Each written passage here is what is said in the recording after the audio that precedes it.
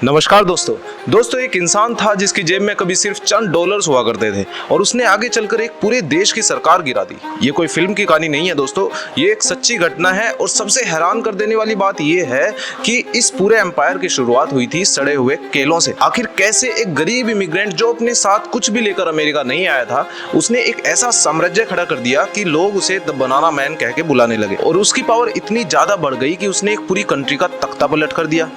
नमस्कार दोस्तों, मैं हूं हेमेंद्र सैनी और आप देख रहे हैं किताब ज्ञानी, जहां हम वेल्थ बिल्डिंग और फाइनेंस की बुक्स की समरीज आपके लिए लेकर आते हैं। और आज की ये पूरी कहानी ली गई है रिच कॉलन की book the fish that at whale से, जो कि सैम ज़ैमुरे की लाइफ पर लिखी गई एक डिटेल्ड एंड ऑथेंटिक बायोग्राफी है। इस किताब में जितने भी फैक्ट्स एंड इवेंट्स हैं वही सब हम आपके सामने रखने वाले हैं। तो चलिए शुरू करते हैं। दोस्तों, शायद आप लोगों को लग रहा होगा कि इस आदमी को कोई बड़ा इनहेरिटेंस मिला होगा या फिर कोई लाइफ में बहुत बड़ा ब्रेक मिल गया होगा जिसकी वजह से उसकी किस्मत रातों रात बदल गई, लेकिन सच्चाई इससे बिल्कुल अलग है। और यही सच्चाई है जो इस कहानी को इतना ज्यादा खास बना देती है। सैम ज़ैमुरे का जन्म हुआ था 1877 में आज के यूरोपियन यूनियन के मोल्डोवा में, एक गरीब ज्यूइश फैमिली में। जब वो सिर्फ 14 साल के थे तब उनके पिता की हो गई थी डेथ और परिवार पर मुसीबतों का पहाड़ टूट गया था। उनकी बुआ पहले से अमेरिका में सेटल थी, तो पूरा परिवार एक नई जिंदगी की तलाश में अमेरिका जाकर बस गया, एलाबामा के सेल्मा शहर में। लेकिन सैम के पास ना तो पैसा था और ना कोई स्किल, सिर्फ सैम के पास एक चीज थी, वो थी हसल करने की भूख। और दोस्तों, यही वो पहला लेसन है जो ये कहानी हमें सिखाती है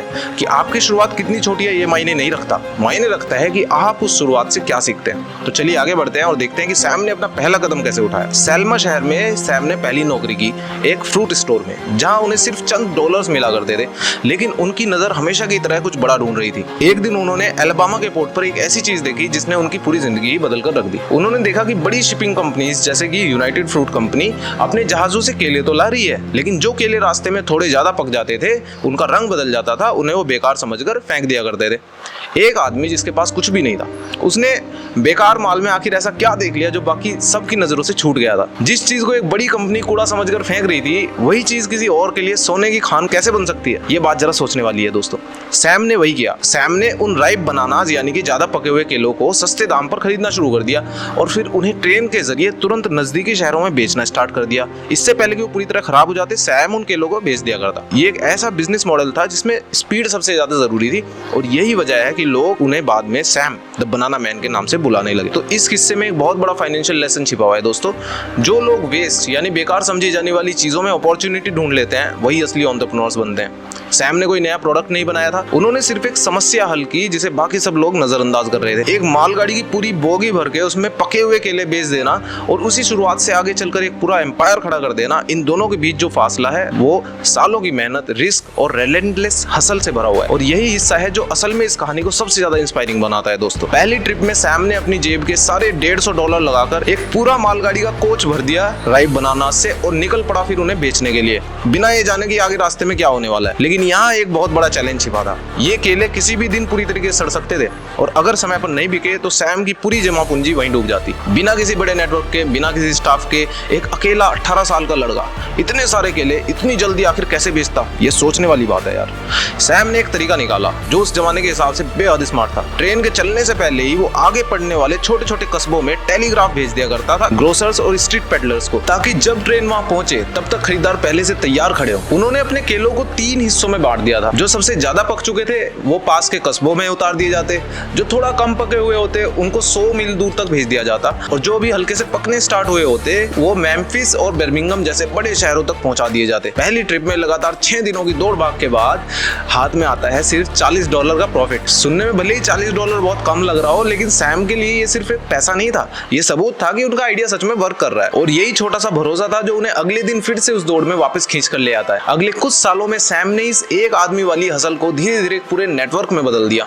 1899 में उन्होंने 20,000 बनानास बेचे और सिर्फ 4 साल के बाद 1903 में यह आंकड़ा पहुंच गया 5,74,000, 5,74,000। और इसी 1903 में एक ऐसी डील हुई जिसने उनकी पूरी दुनिया बदल दी। और सबसे हैरान कर देने वाली बात यह थी कि ये ऑफर खुद यूनाइटेड फ्रूट कंपनी की तरफ से आया था, जिनके फेंके हुए केलों से सैम ने कभी अपनी शुरुआत की थी। एक दिग्गज कंपनी अपने ही एक छोटे से कॉम्पिटिटर से जाकर खुद कॉन्ट्रैक्ट क्यों देगी भला? ये सवाल थोड़ा अजीब लग सकता है, लेकिन इसके पीछे की वजह उतनी ही दिलचस्प भी है। दरअसल यूनाइटेड फ्रूट कंपनी को एहसास हो गया था कि सैम उनसे कहीं ज्यादा तेज और एफिशिएंट तरीके से राइप बनानास बेच लेते हैं, इसलिए उन्होंने सैम के साथ एक ऑफिशियल कॉन्ट्रैक्ट साइन किया। अब उनके सारे राइप्स और अबाउट टू राइप के लिए सीधे सैम के पास आने लगे। इसी साल सैम ने अपने पार्टनर एशबेल हबार्ड के साथ मिलकर हबार्ड ज़ेमुरे नाम की एक कंपनी बनाई और धीरे धीरे इतनी पूंजी जोड़ ली कि सिर्फ 21 साल की उम्र में जो शुरुआत मात्र $150 से हुई थी वो बढ़कर पूरे $1 लाख तक पहुंच चुकी थी। जरा सोचिए, जो इंसान कभी दूसरों के फेंके हुए माल पर गुजारा करता था वही अब इतना कैपिटल जोड़ चुका था कि अगला कदम खुद अपनी शिपिंग कंपनी खड़ी करने का था। और यही वो मोड़ था जब सैम ने ठान लिया था कि अब वो किसी और कंपनी पर निर्भर नहीं रहने वाला है, ना यूनाइटेड फ्रूट पर ना किसी और पर। उन्होंने हबार्ड ज़ेमुरे स्टीम शिप कंपनी बनाई, खुद के जहाज खरीदे और सीधे सेंट्रल अमेरिका से बनाना इंपोर्ट करना स्टार्ट कर दिया। यही फैसला उन्हें लेकर गया होंडुरास की तरफ, जहां से शुरू होने वाला था इस कहानी का सबसे बड़ा टर्निंग पॉइंट। अब तक सैम ज़ेमुरे एक छोटे व्यापारी से तब्दील होकर एक बड़े और रियल प्लेयर बन चुके थे। 1910 में उन्होंने होंडुरास में सुयामल नामक नदी के किनारे 5000 एकड़ जमीन खरीद ली ताकि वो सीधे वहीं से बनाना प्लांटेशन स्टार्ट कर सके बिना किसी मिडिलमैन के। लेकिन जमीन जितनी बढ़ती गई कर्ज भी उतना ही बढ़ता गया और तभी एक ऐसी खबर आई जिसने सैम की पूरी दुनिया हिलाकर रख दी।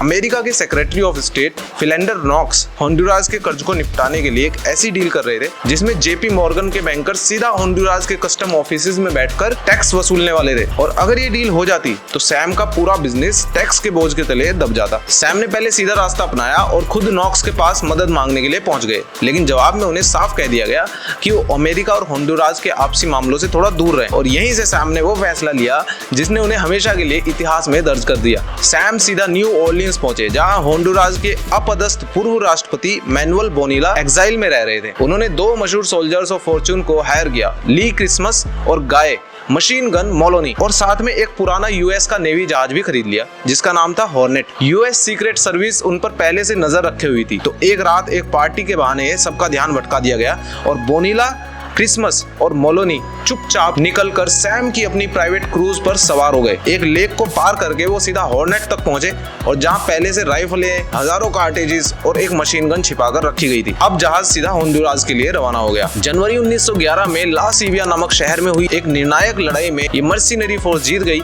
आखिरकार होंडुरास के राष्ट्रपति को इस्तीफा देना पड़ा और बोनीला दोबारा से राष्ट्रपति बन गए।